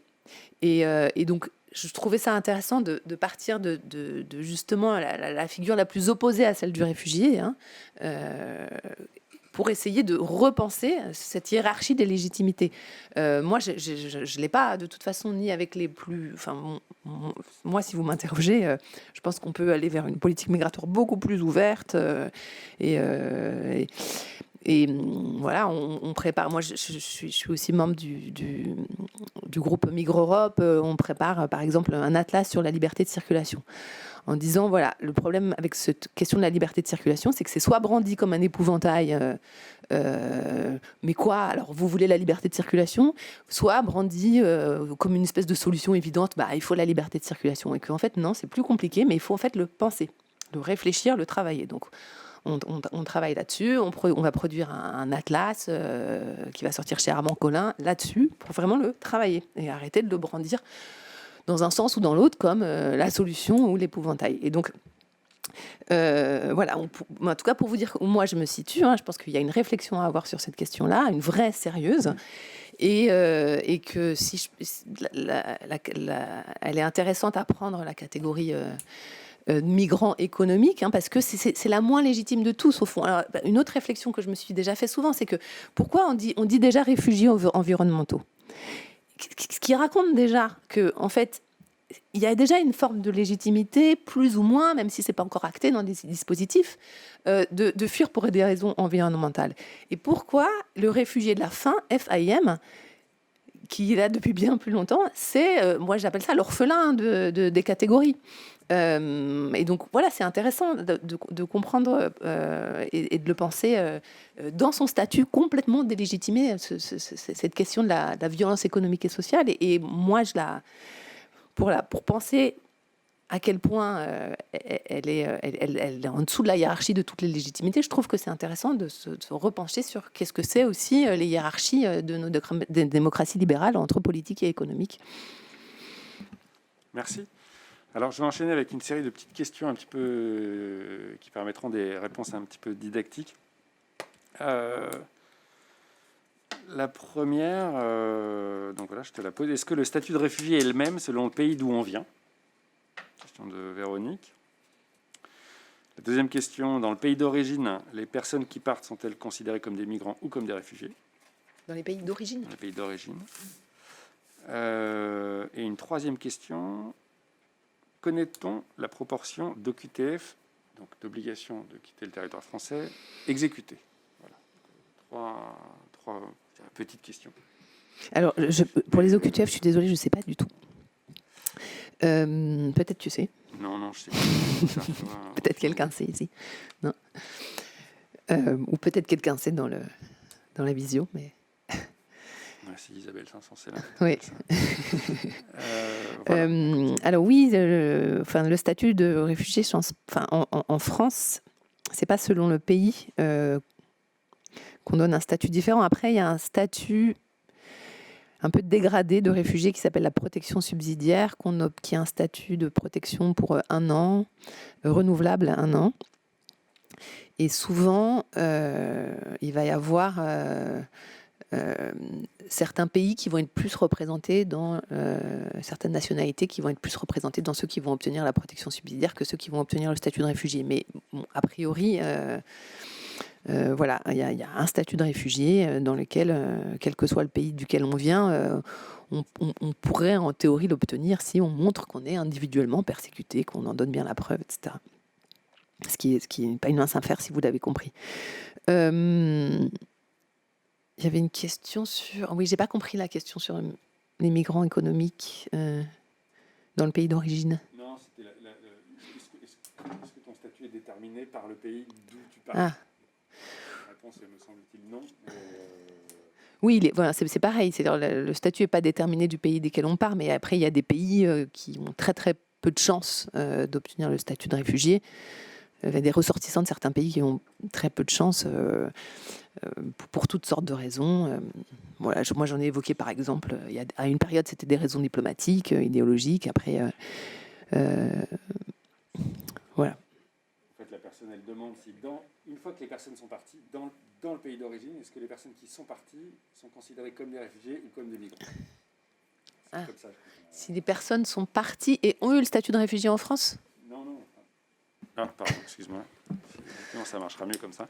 C'est pas facile les questions écrites, hein? Non. Il s'agit de voir un peu si une fois qu'on est parti, on est considéré par le pays dont on est le ressortissant comme un réfugié ou comme un immigrant. Et si cette question a fait sens, mais j'imagine qu'on est considéré de la manière avec laquelle l'État qui nous reçoit nous crédite d'un statut ou d'un autre. Enfin, en tout cas, si on a le statut de réfugié dans le pays d'accueil, on est considéré par son pays d'origine comme un renégat. Pas comme un réfugié, parce que réfugié c'est positif comme terme, hein, mais comme un usurpateur ou. Alors j'ai un messager qui m'a envoyé la réponse à la question que nous attendions tout à l'heure OQTF. Sur les OQTF. Donc Denis me dit qu'en 2016, en France métropolitaine, donc 24 000 mesures d'éloignement ont été exécutées sur 92 000 prononcées, soit 26%, à comparer aux 97 000 placements en rétention. Voilà, donc ce n'est pas des chiffres extrêmement récents, mais ça donne un ordre d'idée. Si on devait discuter davantage des placements en rétention, on parlerait d'économie de la rétention, mais ce n'est pas l'heure, ce n'est pas le lieu. On fera ça plus tard, mais en tout cas, merci beaucoup, Denis. Alors, deux questions plutôt sociales. Alors, ça risque d'élargir le débat à nouveau, et il va falloir qu'on clôture la session bientôt. Mais en même temps, bon, elles disent beaucoup de ce que tu as commencé à dire toi-même. Donc je lis la question. Ne pensez-vous pas que le fait que l'immigration soit considérée actuellement comme un problème est aussi lié au problème de l'assimilation en France? Première question. Et la deuxième, Alors, tu as beaucoup insisté sur les choix politiques, ou là, le fait qu'on assistait là à des choix politiques qui déterminaient les politiques d'immigration et d'asile et la détermination des statuts. Mais la personne qui pose la question demande qu'est-ce que ça dit du contexte social. En particulier, est-ce que ça reflète la montée du racisme ou finalement est-ce que ça provoque la montée des tensions? Alors, tu peux redire parce que... Oui, choix politique, mais qu'est-ce que ça dit du contexte social, cette élaboration de politique? Quelle élaboration politique des politiques d'immigration et de réfugiés. Finalement, ce durcissement des catégories, cette rigidification des catégories aujourd'hui, elle résulte bien d'un choix politique ou de choix politiques. Est-ce qu'elle ne résulte pas non plus d'un contexte social? Et finalement, comment est-ce qu'on articule l'un et l'autre, quoi? Est-ce que le choix de politique influe sur la situation sociale dans laquelle on est, ou l'inverse? Il me semble que tu as un petit peu répondu déjà, mais peut-être que tu peux revenir là-dessus. Voilà. Et puis peut-être je prendrai, en fonction de l'heure, une dernière question ou deux, et puis on s'arrêtera là. Alors, c'est deux questions qui sont difficiles. Je ne sais pas si je saurais bien y répondre. Alors, le lien entre rigidification et contexte social, c'est difficile parce que c'est vaste. Qu'est-ce que ça veut dire contexte social? Si je reviens, moi, aux choses que j'ai essayé de vous dire ou que j'ai vraiment travaillé, parce que je peux vous répondre comme ça sur des choses un peu plus éloignées, mais... voilà, c'est intéressant de parler de ce qu'on connaît bien. Donc, l'idée que j'ai essayé de dire, c'est que les années 80... C'est les années 80, oui, à peu près.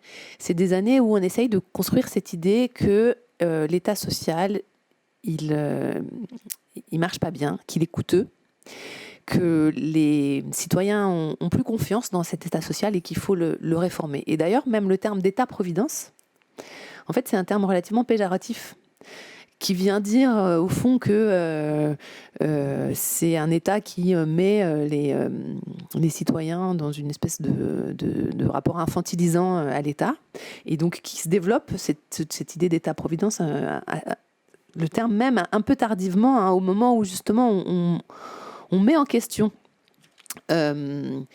la pertinence de l'État social tel qu'on le connaît, et qu'il y a des courants dans la haute fonction publique pour essayer de réformer cet État social et de développer ce qu'on connaît aujourd'hui, comme les politiques d'austérité, la rigueur. Et ce qui est intéressant, c'est que si on prend le cas de l'OFPRA, mais il y a aussi il y a un chercheur qui s'appelle Vincent Dubois qui a travaillé sur la CAF, et sur les demandeurs d'emploi, hein, et par exemple la manière dont tout d'un coup il y a cette catégorie qui apparaît, qui est demandeur d'emploi, et c'est un peu le même moment où apparaît ce que moi j'ai vu comme catégorie demandeur d'asile. C'est que donc c'est cette période-là, hein, où l'impératif d'austérité budgétaire, elle passe aussi par une austérité juridique, et donc les critères pour rentrer dans les catégories d'ayants droit, ils sont de plus en plus stricts. Et donc, il y a quelque chose un peu en parallèle, hein, et donc ça fonctionne avec, pour être reconnu mère célibataire et toucher les aides, ou pour être reconnu, qui, au fond, commence plutôt à l'OFPRA qu'ailleurs, et de la même manière, hein, les politiques néo-managériales dont j'ai essayé de que j'ai essayé de vous décrire, elles commencent plutôt aussi à l'OFPRA qu'ailleurs. C'est une des premières institutions où tout ça se met en place. Et il me semble que c'est pas par hasard, parce que les institutions qui sont en charge des étrangers, c'est aussi des laboratoires, hein, c'est les premiers endroits où on teste ces politiques-là, puis après pour les diffuser un peu partout. Et c'est aussi parce que, à l'époque, l'OFPRA, c'est aussi une institution faible. Je vous ai dit que voilà, elle est un peu reléguée, elle n'a pas de poids. Plus tard, les directeurs généraux, j'ai pas eu le temps de vous le dire, ce sera des énarques, etc. Donc, un peu voilà comment je peux répondre de façon un peu peut-être lâche au sens à la question. Est-ce que c'est un problème d'assimilation? Je pense pas. Enfin, j'ai plutôt envie de vous dire, montrez-moi pourquoi. Enfin, quel est le lien? moi, ce que je trouve intéressant quand on travaille avec l'histoire, toujours, hein, c'est de voir comme chaque population, au moment où elle est arrivée, hein, elle a été décrétée comme difficilement assimilable.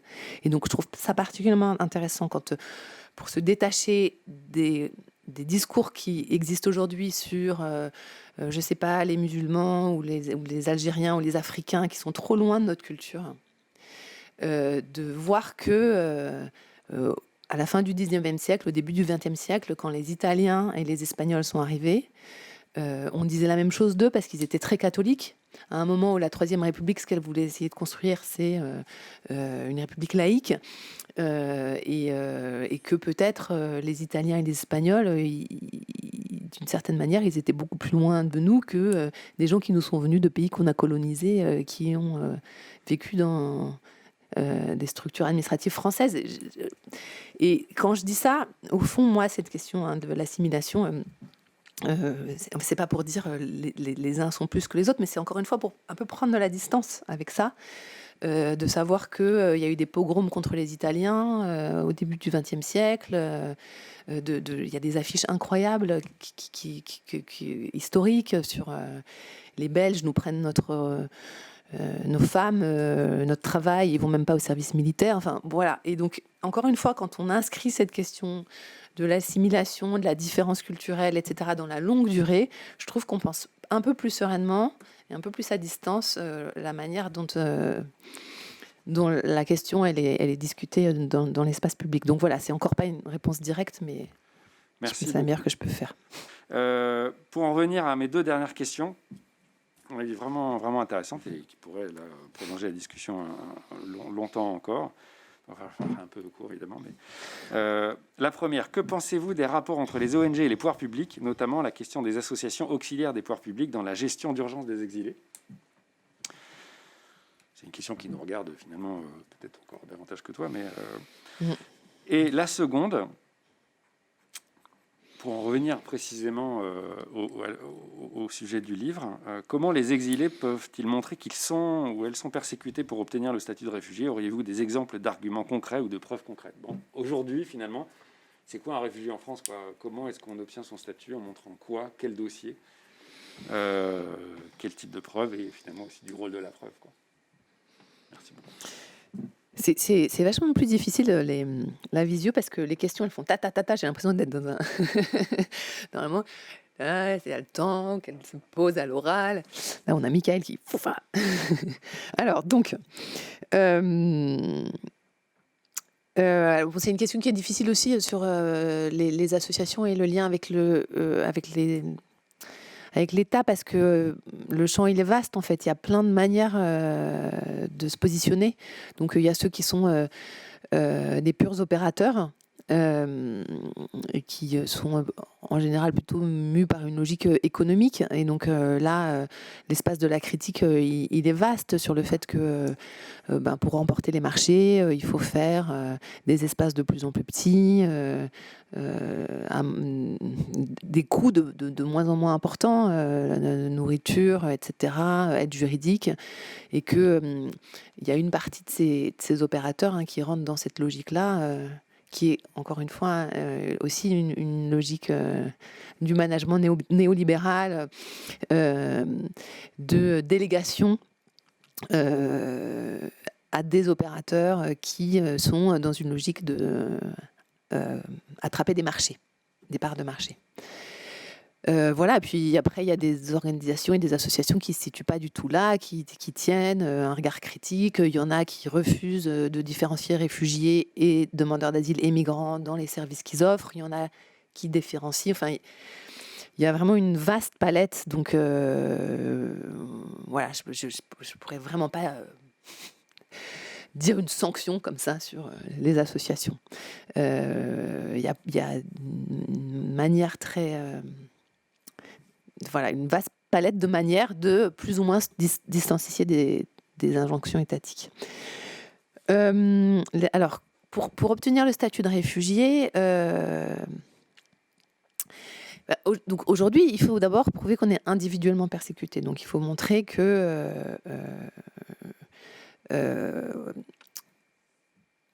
on va être individuellement recherché dans le pays d'origine. C'est pas parce qu'on appartient à un groupe plus large que, comme par exemple, je sais pas, les Kurdes de Turquie à un moment. Sauf quelques exceptions, hein. Quelquefois, il y a certains groupes qui sont considérés comme particulièrement en danger et qui reçoivent pendant un temps de plus en plus court une protection juste parce que ils appartiennent à ce groupe. Et donc, ça veut dire que aussi il faut déployer une argumentation qui est une argumentation complexe, montrer des liens de cause à effet entre des choses qu'on a fait et des choses qui peuvent nous arriver, construire un récit chronologique, cohérent. Donc ça suppose un certain nombre de compétences qui expliquent pourquoi est-ce que, par exemple, les personnes qui sont hébergées dans des CADA, dans des centres pour demandeurs d'asile, où il y a des services juridiques un peu solides, ont plus de chances, par exemple, d'obtenir le statut de réfugié que des personnes qui sont hors de ces dispositifs. Donc, il y a en fait une mise en récit de son histoire qui, en fait, ne va pas de soi. Et c'est pas facile de mettre en récit son histoire. Il faut comprendre quelles sont les attentes pour les mettre de manière attendue, et qui fait que souvent les personnes qui viennent de plutôt classe moyenne ou supérieure vont être plutôt privilégiées, hein, parce qu'ils vont rentrer dans ces attendus-là de manière je dirais pas de rhétorique, hein, mais de mise en récit de soi-même, de compréhension des attentes de l'institution. Après, ça va dépendre encore des pays. Donc, c'est encore une fois, je ne veux pas rentrer dans le... Mais en tout cas, il y a quelque chose qui est intéressant, parce qu'il y a aussi une injonction contradictoire là, dans ce récit qu'il faut faire de soi. C'est qu'à la fois, ce qu'il faut raconter, c'est quelque chose qui a une forme très attendue, qui a un fond très attendu. Et en même temps, ce qu'il faut faire preuve, c'est de quelque chose de très, très spontané, comme si on n'avait pas travaillé. Et donc là, il y a une espèce de difficulté, une injonction contradictoire, hein, entre, en fait, raconter la chose la plus attendue dans la forme la plus attendue, avec l'apparence la plus forte de la spontanéité et de la fraîcheur et de quelque chose de pas préparé. Donc peut-être que là aussi, il y a dans la restriction des critères de plus en plus difficiles, il y a ça. Écoute, je te remercie. Maintenant, je pense que c'était très bien de tirer des questions un petit peu difficiles et de la batterie de questions qu'on t'a posées. Merci beaucoup. Je conviens que l'exercice n'est pas facile, mais en tout cas, non, c'était très très bien. Moi, je ne fais plus jamais de conclusion. Je n'essaie plus de faire de synthèse, de wrap-up, de quoi que ce soit. Je vous invite vraiment à aller lire ce livre, L'Asile et les exils, paru à la Découverte, pour revenir sur ce que Karen nous a dit ce soir, avec tout un tas de détails supplémentaires. Voilà. Écoute, merci beaucoup d'être venu. Il est tard.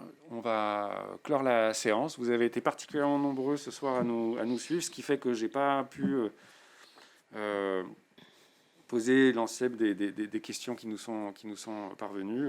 Je vous adresse mes excuses. Mais je suis persuadé que le débat continuera. Donc merci beaucoup, bonne soirée, et puis Karen, à bientôt. Merci beaucoup. Moi, je veux juste rajouter que, et sans faire de lèche-botte ou je sais pas, mais voilà, moi, je suis très contente d'être là, parce que MSF, c'est une institution ou organisation qui me tient beaucoup à cœur, et donc voilà, j'étais d'autant plus triste de ne pas voir les gens en vrai. On refera un acte 2. Merci beaucoup, et puis bonne soirée à tous.